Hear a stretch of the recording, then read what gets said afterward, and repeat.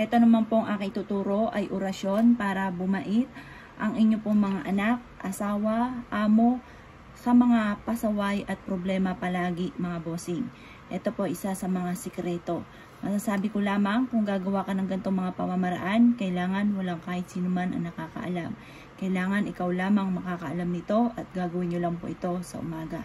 Huwag na huwag kang gagawa sa hapon dahil masama po yun.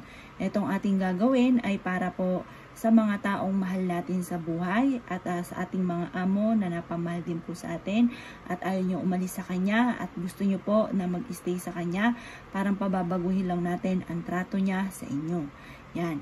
Ngayon po, ito, halimbawa lang po ito yung aking mister. Halimbawa, ang mister ninyo ay pasaway or kaya ang anak ninyo ay pasaway at gusto nyo po na siya po ay maging mabait. Mainam po tuwing umaga harap ka sa gawing silangan ng mga bandang alas 7, magdasal ka ng isang Ama Namin, isang Aba Ginoong Maria at mag-wish ka na ang taong ito, kung sino man po ito, kung anak nyo man ito, asawa nyo, amo nyo, or kung sino man katrabaho nyo na pinoproblema nyo at na ito po ay nagiging agam-agam na sa inyo, nai-stress ka na gusto nyo na magbago po siya. Ngayon, i-wish nyo na po ang lahat ng gusto ninyo. Halimbawa, ang inyong karelasyon ay may mga bisyon na hindi maiwas-iwasan. Or kaya ang inyong anak ay napapabarkada at gusto nyo na mabago po siya at baka maligaw ng landas, maging mabait po siyang anak. Sumunod sa magulang or yung amo ninyo dahil minamatrato kayo, hindi tama ang ginagawa sa inyo at kailangan nyo ng trabaho, gusto nyo lang siya na magbago, i-wish nyo po na magbago siya sa inyo at maging mabait na po siya sa inyo. Yan. Ngayon po mga bossing, halimbawa katrabaho nyo naman na nape-pressure ka at sisiga-siga at lagi kang dinadarang, maganda na mag-wish din po kayo na mabago ang trato sa inyo ng taong ito dahil kailangan nyo ng trabaho. Ngayon po mga bossing, bukod po doon sa isang Ama Namin, isang Aba Ginoong Maria, kung may picture kayo ng inyong karelasyon or kung sino man yung taong ito na gusto nyo ng pagbabago, kailangan ng picture. Mas maganda ay whole body.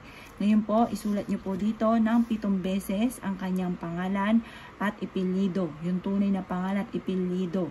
At pagkatapos mga bossing ko, isusulat nyo sa isang malinis na papel na kagaya nito ang hangarin po ninyo mga bossing.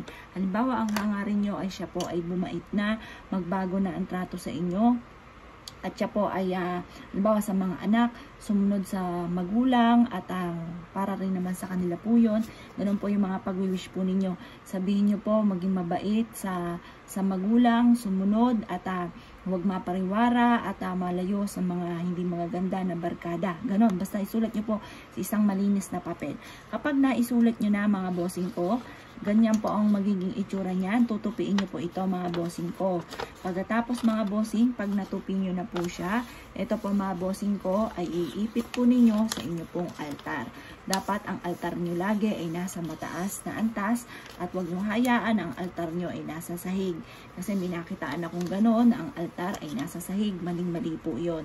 Dapat po yan ay nasa mataas. Kasi yan ay mahal na Panginoon, yan ang, kumbaga yan ang gabay po natin. Dapat lagi pong tinitingala po yan. Mataas po ang kanyang posisyon at hindi po sa sahig. Hindi rin po pwede na kung ikay magtitirik ng kandila kasi pwede mo itong tirikan ng kandila. Pwede kang magtirik ng kulay puti or kaya ay kulay dilaw. At pagkatapos, kailangan ang pagtitirikan ng kandila ay nasa isang lagayan at hindi po ito papatak sa mismong sahig. Kasi luha po yun, parang asin na natutunaw. Kandila natutunaw. Hindi siya pwede na wala po siyang lagayan. Dapat kahit sa isang baso, basta wag lang sa sahig siya, matutunaw. Negative po yun. Ngayon po, kung ikaw ay naniniwala at naisyo po itong gawin, tuwing umaga, ugalin ang pagdadasal ng isang Ama Namin, isang Aba Ginoong Maria, at ulitin po muli ninyo mga bossing ko ng hanggang 1 linggo ang gantong panalangin para sa inyong karelasyon or kung sino man ang gusto nyo ng pagbabago ng pag-uugali. At kung kayo ay isa sa mga niniwala, mag-focus ka lamang at positive ka lamang, mapapansin ninyo na unti-unting mababago o sino man yung tao na pinanalanginan po ninyo. Kaya kung kayo gagawa ng gatong mga pamamaraan, good luck po sa inyo po lahat.